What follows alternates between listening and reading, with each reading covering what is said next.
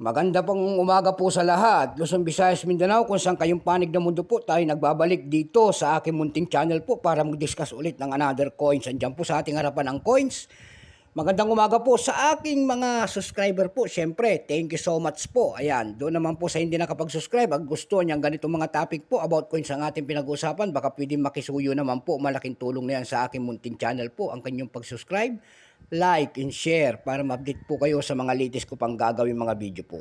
Ang pag-uusapan po natin ngayon ay ang ating pera po. Ayan, nakalagay po sa ating BSP. Mukhang maganda na kasi ang kanyang presyo. Ang aking kamay, pasensya na at marumi ang ating kamay po. Ayan. Pero naka coins capsule po naman ang ating mga coins. Ayan po. 1996 po ang ating pag-uusapan. Ayan po, kitang-kita naman ho, 1996 ang kanyang year. Ayan po.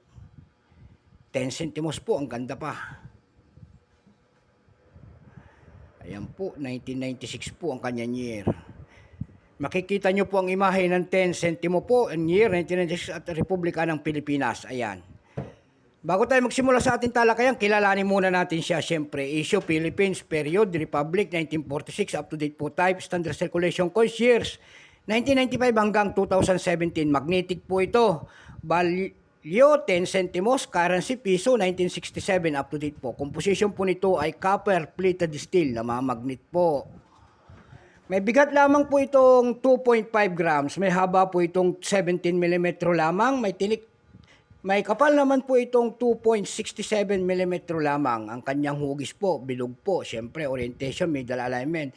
Number N-1683. Reference number KM-2701-1. Ayan po, makikita nyo po, ayan. Ito 1996 na ito, kung tawagin nyo, nasa likod po, sale of the bank of the Central Bank of the Philippines po, ayan. At saka makikita nyo po ang imahe ng isang catwheel. Ayan po ang kanyang catwheel. Makikita nyo sa pangalawang hilera po. Ayan po ang pinagtitignan natin kung mga reverse lang ating mga coins.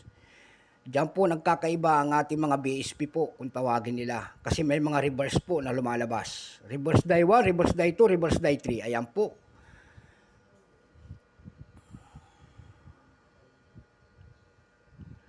Ito 1996 po ito, kung tawagin nito ay no mint mark, seller text, smaller text. Ayan, smaller text pala, sorry po. Ito po lamang ay 27%. Ayan. Mahirap na po bumuo sa realidad natin ng ganito mga coins at mahirap nang hanapin. Tinatago na sa kabalong-balunan ng ating mga pinagtatapon na. Ayan po, kaya mahirap ka nang tumingin nito ng mga magaganda pa. Katulad nito, maganda pa.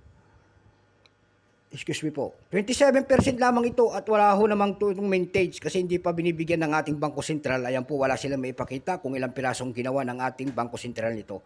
Doon po sa ating numista.com po may presyo na ito kung tawagin ng ating mga kolektor. Ayan, kung ganyan selling price po, binigyan na ng mga presyo.